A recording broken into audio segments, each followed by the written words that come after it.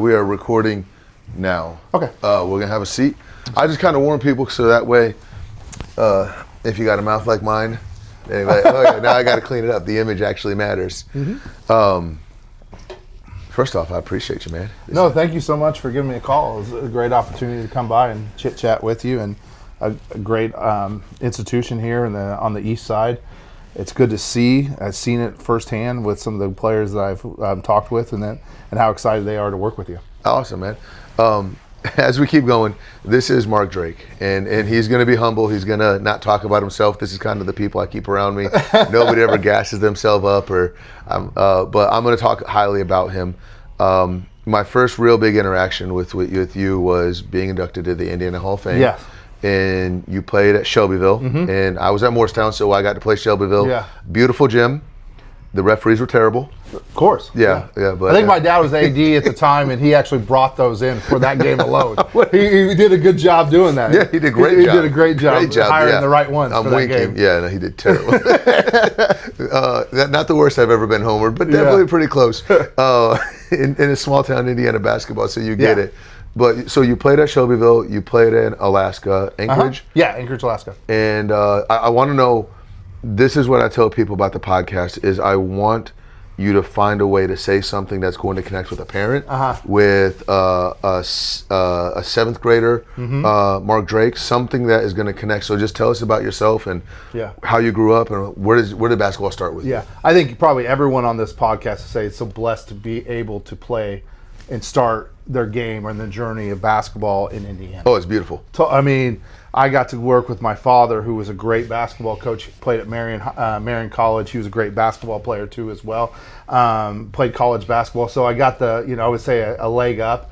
And then I got to get coached by great Hall of Famers, and John Heaton, who was there too as well. Great assistant coaches with David Hutton and things like that. Even football coaches I got to work with. So I feel like I was helped along the way in that journey by living in Indiana and then parlaying that to my journey up to Alaska and then doing stuff like that. So I get this is what I hear a lot from Indiana players. Yes. And I got this at Morristown. Okay. Where they get frustrated with players that aren't from Indiana, that don't know when to shoot, shot selection.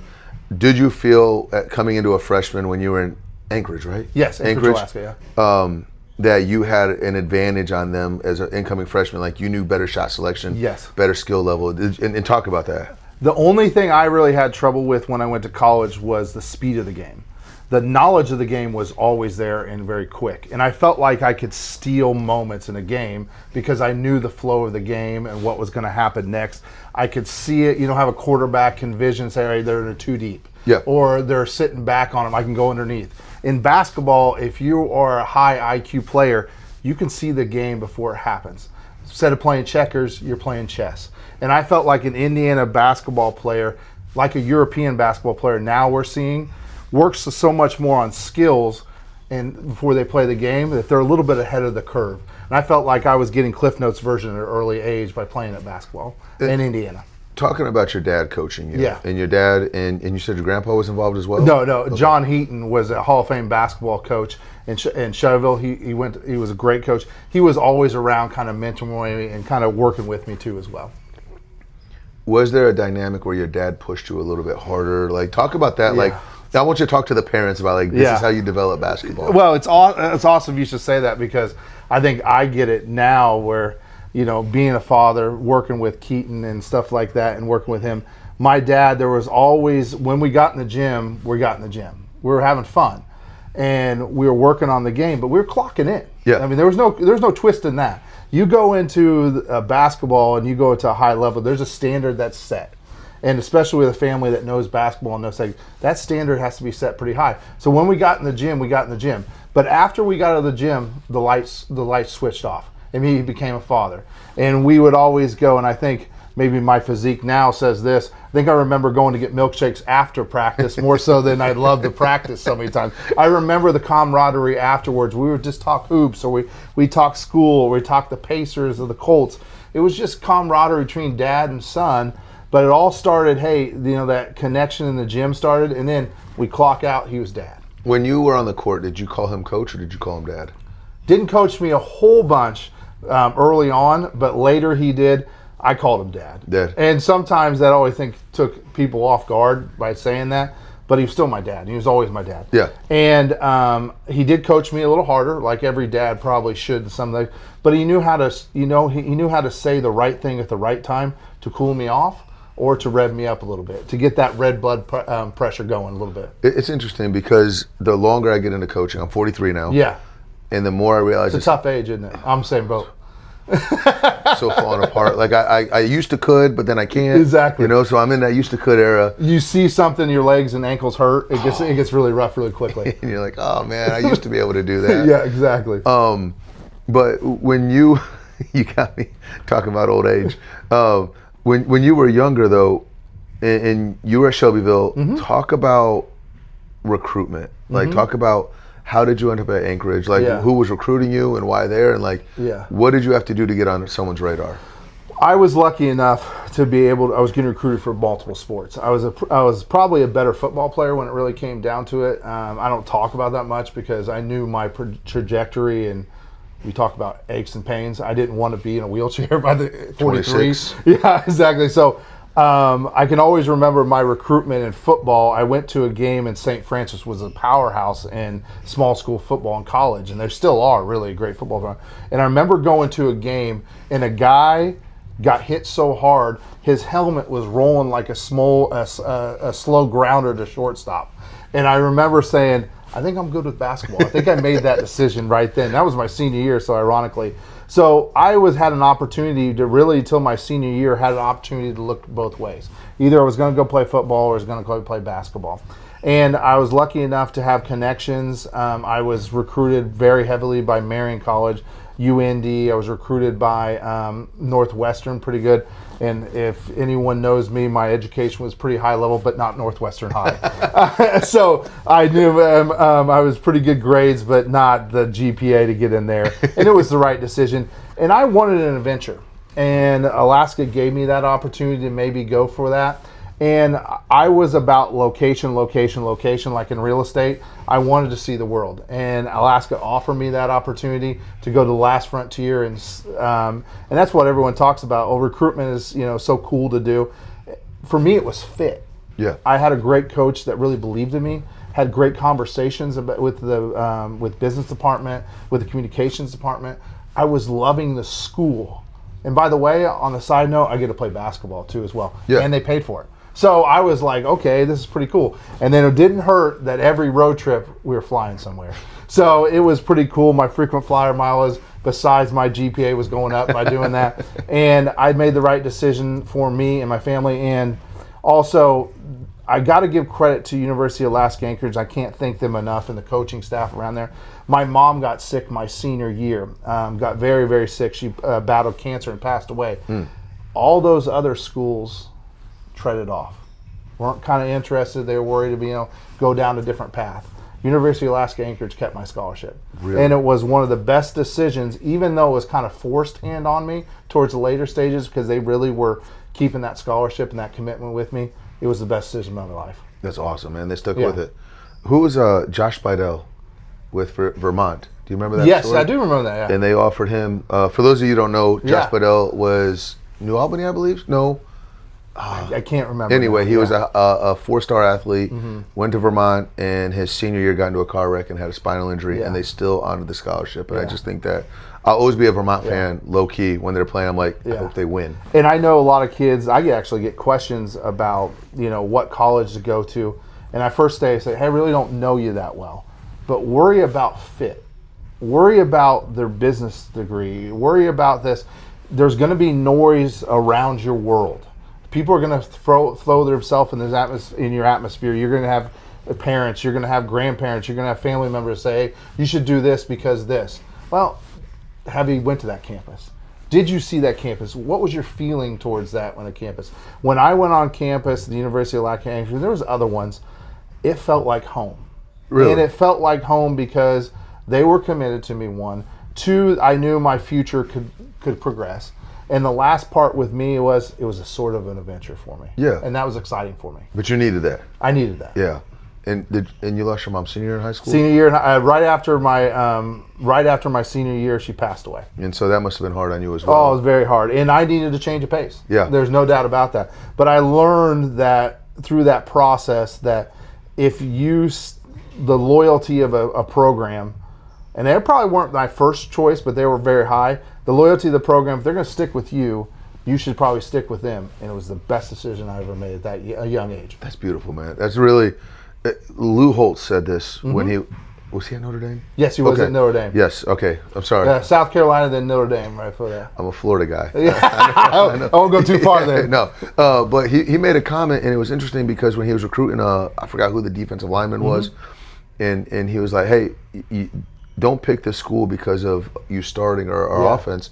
Pick the school because we're going to win a championship with or without you. Yes. But pick the school because of your academics. And if you don't have the academics, then and you see a lot of kids. I know you see it. A lot of kids chase the ball. They chase the ball. They chase the ball, and the ball goes flat. Yeah. And you have a good academic standing behind you that you're able to stand on. That's not basketball related. Yeah. My son's going through that process right now. He's a pretty decent baseball player. Is he the God's gift to, baseball, the diamond? No, he's not. No. But his decision should be 99% on academics and fit. And then, by the way, if you can play baseball there, that's great. Do it. And then it's so important to understand going in and cut out the noise. It's your decision what you want to do. Everyone's going to point you in what decision they think, but it's your decision to make. It's always funny because owning a business, I go to the restaurants and everyone pulls me aside. You got to do this. You got to do that. Exactly. If I was in your position, I would be doing this. And you get in that position, and it's, I can make a decision that's going to cost me $500. I'm going to make a decision that's going to make me $200. Like, it's just different to be in those positions. And let's talk about your son. Okay. And getting in. How did he get into baseball? Like, talk to me about that journey, because I have 4 kids. I have an 8-year-old. Yeah. And they're exploring different sports, but I want a parent to understand, what did that look like? Yeah. And I think we can all talk about your accolades in basketball and coaching, stuff like that. We all know our favorite thing to talk about is our kids and what they've done. And I've had a lot of success in basketball, but my success, I feel like, is Keaton and what he can do moving forward. And if that continues the route he's going, I'll be happy as I could ever be. Yeah. And with Keaton and talking about his progression in baseball, it's kind of funny. He started late. And when he started late, I think he was picking daisies in the outfield. And I said, hey, if you really want, he goes, I really want to be good with this. And it had to happen organically through a little bit of a cut. He didn't get on the team, the cool team where he went. Time out real quick. Yeah. You're telling me your son had success off of being cut? Yes. Hold on. I want to say that again so the parents can understand that. Like, your son failed at something, got cut, and then decided he wanted to do it. Yeah. I hope parents are taking notes on this, by the way. Carry on. Yes. And so he got cut, and we sat down at the table, and his mom was sat down with us, and we were all sitting there, and we were talking. He said, so why did you get cut? And he says, well, I think the coach didn't like, oh, no. I go, why did you get cut? I said, being successful at something takes time. Did you put enough time in to be successful? And he goes, well, I'm at practice every day. Oh, wait. Practice every day. You got to win the unseen hours. So we talked about that. And he dedicated himself. What he really said was, I'm doing the same as everybody else. Exactly right. And I go, you want to be like everybody else? Not everybody else. There was about 5% that made this team. So you want to be part of that 5%. Those kids I know are working. So you need to be more than just what you have in practice. And he dedicated himself. He dedicated himself to changing his body. He dedicated himself. He was bad at a lot of things. So we had to do a lot of different things really well. And I think there's a lot of key things in youth sports and developing kids is one thing, they got to be present. When he was out there, he wasn't totally present. He was talking to his buddies. He was worried who was in the crowd. He, at the time he didn't have a cell phone, but he was more interested in everything about what was going on there. There's a correlation to something you just said, though. Yeah. All right, and I just want to draw this back. You said something. When you and your dad were on the court, it was business. You flicked the switch, it was business. Yeah. You left the court, boom, you flicked the light. And now it sounds like with your son, you have that same light switch of like, hey, you can Yeah. be buddies, Yeah. but once you step on that line, the light switch is there. Boom, it's on. You're locked in. Yeah. Be present, be active, be at it. I mean, today's society, there's so many. We just talked about as we were walking in, the cell phone. Heck, I got 2 cell phones. The phone's ringing like 3 times since I've been here. There is stuff that goes on in your head. But when you're present, like in this interview, be present. Yeah. Be there. Another thing is I talk about high value habits with him. All right, after school, are you working on tee work? We always said 2 buckets a day, keep the strikeouts away. That was our kind of little internal saying. So we hit 2 buckets a day. Were they good all the time? Heck no. Oh. But it was the process. And those high value habits, he was not just learning that those were going to be good in baseball. Those are going to be good in life. Those are going to be high level, I believe high level value or high level habits translate into different sports and to translate in life with your business. You Absolutely. have to juggle a lot of hats. In basketball, you had to juggle a school, you had to juggle basketball, you had to juggle, all right, home life. You got a lot of hats thing. And those high-level habits will translate to everything. And that's what I try to instill in him is 1 thing, be present, and then 2, high-level habits will translate not just in that sport, it will translate to the rest of your life. My wife and I don't try to share. I'm not throwing my wife under the bus on this one. This is not a throw my wife You under sure? the bus. You sure? I don't think so. Can you edit this out? No, we go wrong with it. We just throw it out there. Just throw it out there. Okay. You get what you get with here, people. Okay, This is the okay. HSA. We real around here. Okay, okay. My wife and I were talking about the HSA and some good things, some bad things, Yes. and what about this? And I said, well, coming to the HSA would be like hiring a math tutor. Uh-huh. And my wife said, well, I think that's a bad example because I feel like the math tutor would help our son go farther in life. And I said, well, I'm 43 years old and I've yet to solve an equation for a rhombus. Yeah. And I still don't know Pythagorean's theorem. Yeah. And I didn't even know if I said that right. And she fired back something and goes, well, I think that math is important. I'm not saying math isn't important, but Yeah. here's the thing. I've had to get along with people. Yeah. I got to get. And she goes, who would you have to get along with? And I'm like, well, you first and foremost. Yeah. And then I got a staff that I lead. And I learned all that through basketball. Yes, I learned all yeah. that through football and baseball and all the Yeah. sports that I played. And so my argument to my wife was, I think that being a well-rounded person after playing basketball is worth. And my wife made a comment back. She goes, well, I don't think my son's going to get paid to play basketball.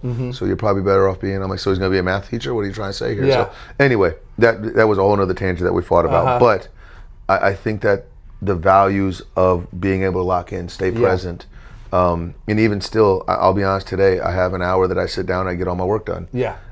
The first 20 minutes, I was everywhere. ADHD was fluttering, couldn't focus, couldn't lock Yeah. in. And then I remember looking at Justin, man, I'm doing a trash job at locking in Yeah. today. He made a side comment, walked out. But sports is where I learned how to do that.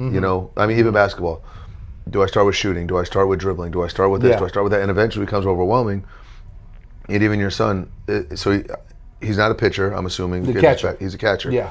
So He's a leader. Yeah. Yeah. Yeah. Some Yeah. people are. So, I mean, okay, so do I work on mitt work? Do I work on reaction time? Do I work on this? And you have to have that mindset of this is what I'm doing throughout your life. Yeah, we called them the non-negotiables. When he got out there, he had to go into 2 or 3 things that he was going to be a non-negotiable. One was 2 buckets. 1 bucket of tee work, 1 bucket of live or soft toss. So that was kind of what he would do. His non-negotiables is framework. In catching, you have to be a good framer. No matter what, it's going to be there. So it was non-negotiables. And that translated for me in life in general is when I started basketball as a youngster in Shelbyville to when I played my last college basketball game, I routinely did the same thing warming up. Really? I was 5 feet away, one-handed shots. Make sure you had the basketball, cookies to the cookie jar. Bam. And I would say it in my head, and it got to the point where saying, it didn't matter if I was 11 years old to my last college game, it was the same thing I did. So high-level habits get you success. Now in business, I still use those non-negotiables every day. If I break those 3 or 4 things down on a daily basis and in our business, I had a good day. I had a successful day. Non-negotiables, we get those things done off the day. You and running your business, I guarantee there's like 5 things every day you have to get done. Yep. No matter what, or payroll doesn't get done, lights aren't staying on, you're not making whatever go. You have to get those things done. And those are the non-negotiables. And that's how he viewed his development. Hey, I'm got to get these things done because I'm going to have success on the field. Interesting. That's one thing I want people to understand though is the correlation of if you're playing basketball to make money, you're kind of losing the point. Yeah. if you're playing basketball to get the college scholarship or to play professionally, it's like, is that really where you should be? But the guys that really go far in life, it's interesting because if you look at if you look at LeBron, my all-time favorite was Steve Nash. You look at Curry, you look at all the truly successful guys. And basketball is there, but it's not everything to them. No. Like, the rumor is LeBron's retiring, but he still has a shoe company that he's running. He still has all the stuff that he runs. And so when you start to release that basketball, it's funny how life seems to come around and get more back to you. And Keaton translated that, and I know we get back into high-level habits. He translated that to have his business. He's a senior this year. It's a senior memorial. He translated that to go into his own business. And he had 5 or 6 things he had to get done today. It could take 5 minutes one day. It could take 2 hours one day. But he had to get those non-negotiables done. And also we talk about, overcoming adversity. Well, he had one client that was a little frustrated with him. He didn't make the timeline he needed. It was good for him to hear a little frustration. So he heard it from his thing. He learned from that mistake and moved forward. But he learned that, hey, I need to get some of this stuff done in a timely manner. Not on my accord, on the customer's accord. That's absolutely true. And I think it's good to take a little butt chewing from a little bit. I mean, it's not personal. No. It's all business. And it's reality. Yeah, it really is. Let's bounce back. I know we're everywhere right now. You're catching this is very everywhere. How seriously did you take the workouts when you were growing up? So you started off with form shooting, and then I'm assuming you did some kind of film work with your dad or something where you would say, this is where I broke down, and go back and work on it.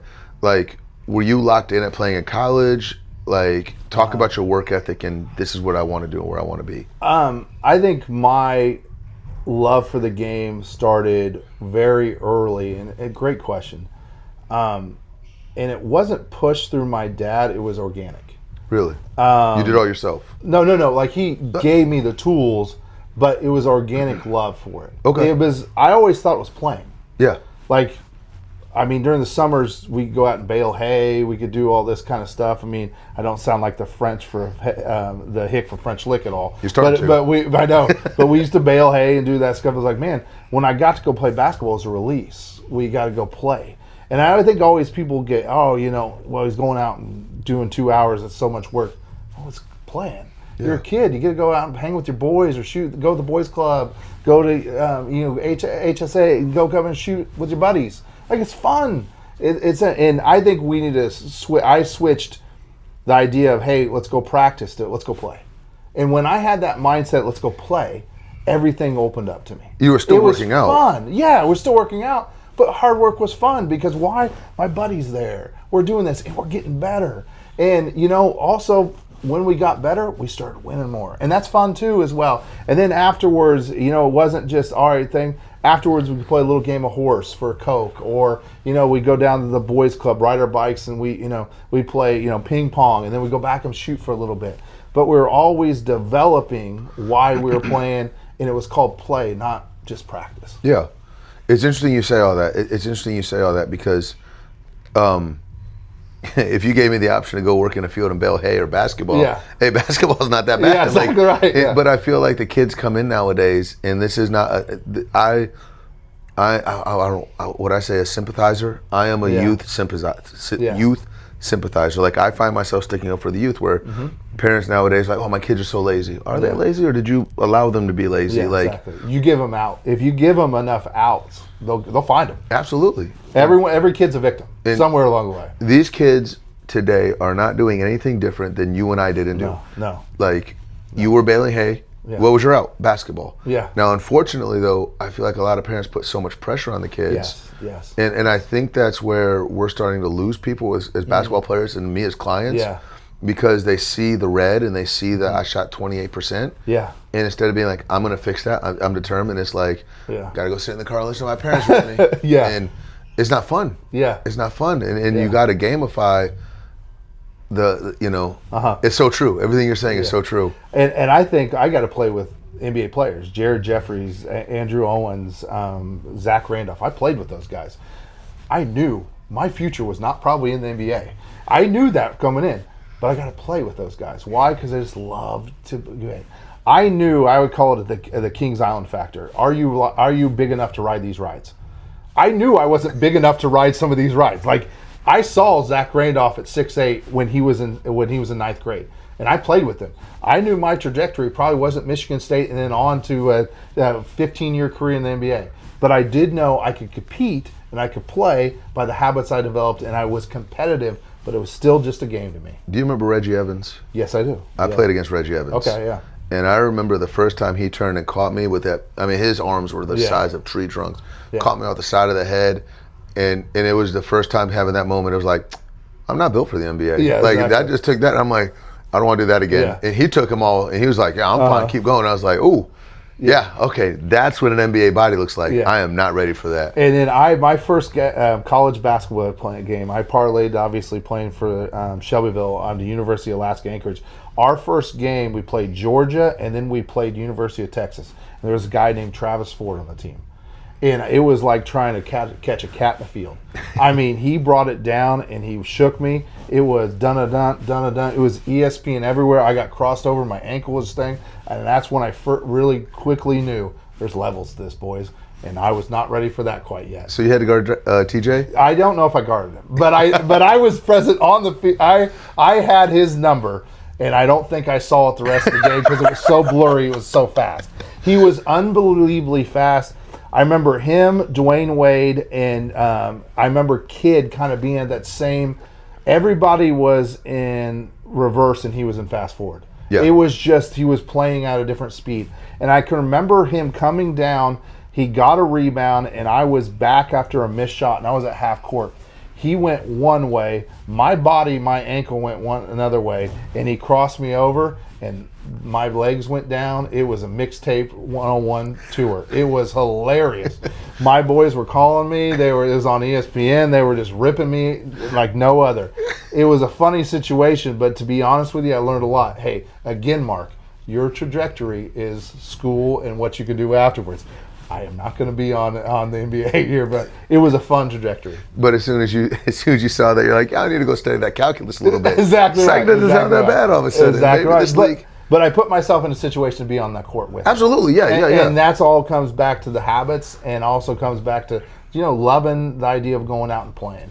Well, I mean, in the backtrack of what we just said, yes, you got embarrassed by TJ Ford, but you could see that you were a good college athlete, and there's nothing wrong with that. You accomplished something that only 1% of the world can accomplish. Yeah. You did something I couldn't do. Play at the collegiate level. So that's first off the check mark. However, you didn't get the double check mark by being NBA ready, which there's nothing wrong with that. No, yeah. And it's interesting because I tell players all the time, and I have conversations in this room, and you look at the numbers. There's a 1%. There's a 3% chance of playing in college, a 0.08% chance playing Division I. And then there's a 0.5% chance that you're going to play in the NBA. Yeah. And I tell people, if I said that your family's going to get on a plane and there was a 3% chance that plane was going to land, you would never get on that plane. Yeah. But yet we're willing to put our futures in that. Yeah. And not to mention, and I know you coached at the pro level for a while. There's some stuff that goes behind the scenes that is not very attractive and not stuff you want to be around. And then you throw money on top of that, and then you throw on people not being educated or caring about themselves. Like, is that really a life you want? And also I think that comes back to surrounding yourself with good people, like listening to the right people in your life. Like right now with what you do, and I know what I've seen out here, I've pushed a lot of kids. I've told you this multiple times, that I don't have the time to help these kids out right now. Working with small business, we're busy. So I always push them at this route to go up here. Because why? I think you are truly invested in the kid. Yeah. You're truly invested in for the right thing. You will probably tell a kid hey, you might be a ballerina. You might be a wrestler. I'm sorry if the Kings Island, if you're not this tall, you're probably not going to be able to ride these rides. You are not afraid to tell them. And I think that's a good thing to have. And also it's a good thing to have a high level of education in the basketball realm to teach them, hey, it's not a mixtape tour. Understand to develop the fundamentals, and then you can be very good around that. But you got to master the fundamentals first. It's funny because I'm 43. Obviously, I'm built like this. Yeah. I really have yet to lose consecutive games on this court. And I ask kids all the time, I'm like, you got 5 fouls, right? I just ask them, like, who's the slowest, fattest guy in this gym? And they're like, my dad. I'm like, no, it's me. It's me. I'm the slowest guy in this gym. But yet, I have a winning record on this court. Yeah. Because I'm smarter than you. I'm playing the game. Yes, I'm playing at half speed. Yeah. But I know when to cut and how to Yeah. open shots. And I'm not over dribbling. I'm not boom, boom, boom, boom, boom, boom. Yeah. If this is just me, I'm going to give out the scouting reports for all those kids that listen and want to beat me. If you get me to my third dribble, I'm kicking it somewhere. I'm not shooting after my third dribble.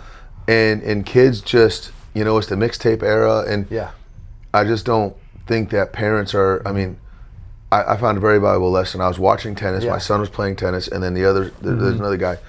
If you would have came to me and said, which one's the better tennis coach? No clue. Yeah. Didn't know what I was watching. I was like, this is what parents see when they come to my facility. They don't understand good training. They don't understand bad training. And so, that's not a knock on them. That's they're probably out running a business and don't care. Yeah, when I have a tax question, don't ask me this. I will call a CPA. We have a CPA for this reason. Yeah. I bring in professionals. Just like when your kid is having trouble, maybe progressing a little bit. But also give your kid some time. Yeah. Like, it's not going to happen overnight. You're not going to pay for one session or come out here and work, and all of a sudden he's worked hard for one day. No. This is a marathon. Yeah. This is not a sprint. I was lucky enough at an early age to have great people around me that gave me the foundation, gave me you would say the cement level of the house. I just put up the brick and mortar around it. But you do a great job, and I've seen it firsthand, set up that foundation and then build from there. Well, this is one thing I always tell people. I'm giving you the same tools that I gave Yogi, Trevon Blewett, all those guys. I'm giving you the tools. Yeah. Whatever you build is your fault. Yeah. However, if you build a nice, beautiful house, Yeah. I can't take credit for that house. Yeah. Just like if the house falls down, I can't take credit for that either. Well, funny story with that, you're going out there and playing those guys. When I was helping out the D League, no one was listening. They looked at me, 6'1", could barely jump and stuff like that. Yeah, they Googled me and they checked the thing. And I was like, all right, let's play. That was a raw Google, though. That was before YouTube was out. Yeah, it was rough. It was Ask Jeeves. and they looked at stuff like that. They go, oh, you could shoot and stuff like that. And they weren't kind of listening, buying in. And I was like, all right, let's play some horse. No one beat me. And I had to do that a little bit. You have to have ethos to get the guys ready. And I've been here enough to understand you have a lot of ethos with the way you coach and what you do. And I had to develop that. But after that, they bought in.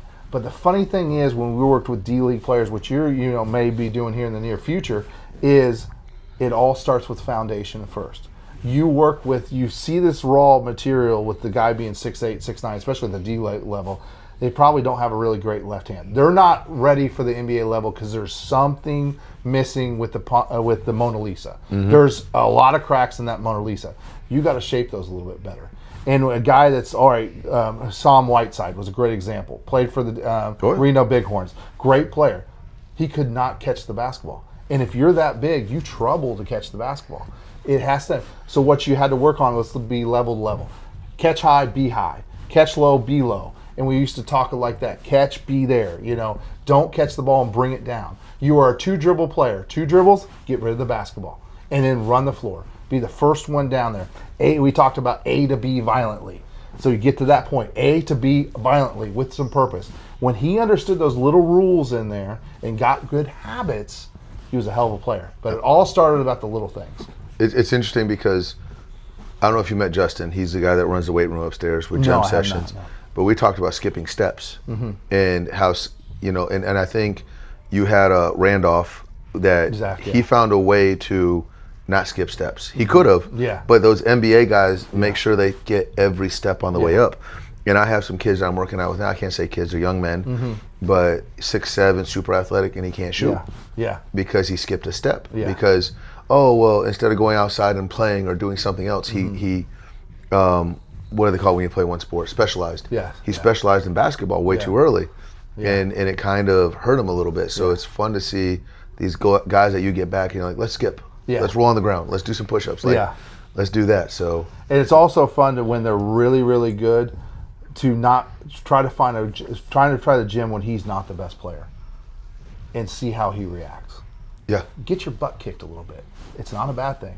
My dad was really good. He did a very good job, and people around me that always, I don't remember ever playing with my age group until I was a certain level, and then you just had to play at 8th grade level. And I can always remember playing up for the majority of an AAU or, back in the day, and we're really going to age ourselves here, boys club basketball, like no one talks about that. Or, Elks hoop shoot. Like I was never playing with it. So I would always play up, and I think that always helped me because, some days I was just, maybe on a game a weekend, maybe 500. I wasn't winning every game. No. I wasn't a super team. I had to have, 25 points. Or when I played with Zach Randolph, you knew my role. When they collapsed, I hit a 3 in the corner. So I had to have different roles and different things. And it helped me in my business world. I have to have different roles for different people. Like, hey, sometimes you got to go out there and sell. Like you, sometimes I got to be an accountant. There's different roles. You got to play different roles. And I think it all comes full circle. And it's interesting you say that because, all right, this is where I'm going to throw stones at the youth. Hit me. When you lost the game, what'd you have to go do? Sit out. Yeah. Sometimes 45 minutes? Yeah. And then it motivated you. Now there's always another game. But here's the thing. It was funny because shameless plug, our summer training, 10 to 1, every Monday through Friday. If you want to check it out, we'll be on the app. Anyway. That was smooth. That was really smooth. But when I have them break up and we play a lot we call it Show It Off Friday. Yeah. Where you're playing one-on-one. Yes. We have one-on-one going, and then the other team will play 5-on-5, and then the other team will play 2-on-2 or 3-on-3. Yeah. But there's sometimes I have them sit out, and the kids at the back of the line coach are like, I'm so bored at the end of the line. I'm so bored. I'm like, yeah stop losing. Yeah, exactly. And they're like, I don't like that. I'm like, no, I want you to be bored. Yeah. Like, I know that my generation thinks we need to entertain all the kids all the time. I looked at the kid, I'm like, stop losing. Yeah. He'll go, well, you can't say that. I don't want to be stoned. Well, score. And you won't lose. You won't be at the end of the line. The funny thing is, there's a kid out of Alaska, and everyone kind of knows the name now, Mario Chalmers. Yes. We was in college, University of Alaska Anchorage. He was at Bartlett High School. He got his butt kicked because he was a little bit younger than everyone else. And I always remember seeing Mario Chalmers do this. He came to our open gyms, a bunch of college guys, but he was very much younger. He was very skilled, very athletic, but not quite there physically. He would be the back of the line. You know what he would be doing for all those kids watching? He'd doing basketball pounds through the legs, shooting little hoops, stuff like that. So he wasn't bitching. Yeah. He wasn't moaning. He was getting better. He didn't waste time when he was in the gym.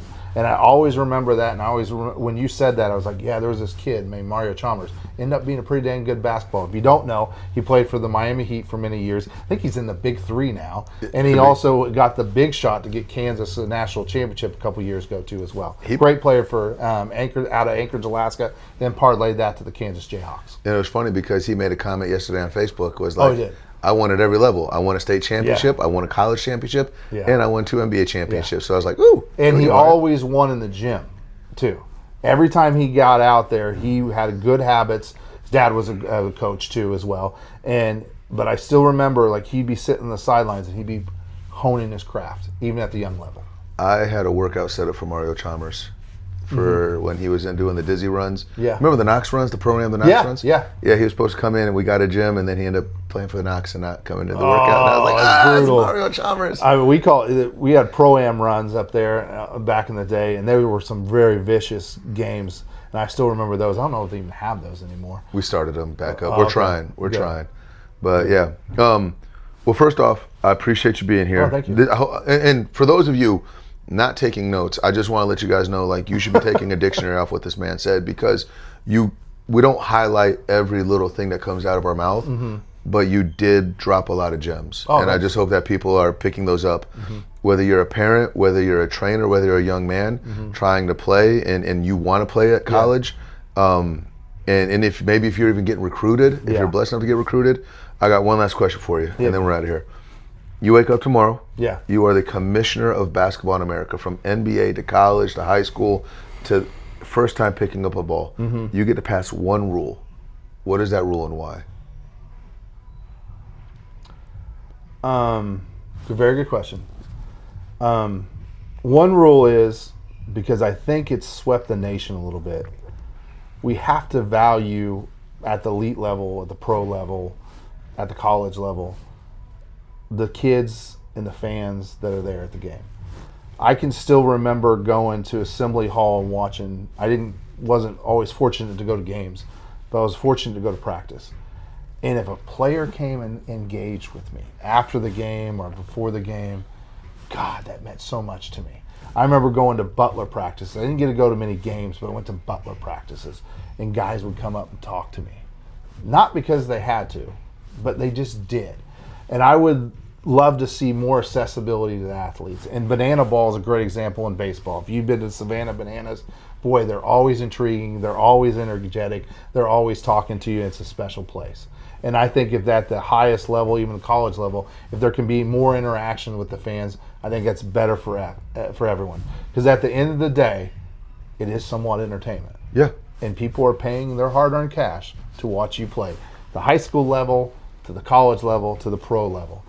Have some engagement. That kid that's sitting on the end of the bench, got paid a lot of money or going maybe once a year to a Pacers game, smile at him. Talk to him, engage with him if you're a player or a high school player. I remember the kid from Kokomo a couple years ago. I got a chance to watch him play, and I didn't give a crap how good he was, but boy, he was fun to watch talking to the kids. He loved it. I think he got more out of that than he did in the games. Mullins a couple years ago, he gave high fives to kids. He loved that. You could tell. I mean, he was taught so well by his dad, and that is so important for these kids tomorrow. Engage, have fun, and remember, this is just a game. Go out there and play. That's awesome. Hey, if you made it this far, obviously you like something that you heard. Share it, like it, make sure you tell a friend if it had some impact. Make a comment, let us know what we're doing right, and we'll keep doing it. Mark, I appreciate your time, man. It's been Thank you awesome. so much, bro. Thank you.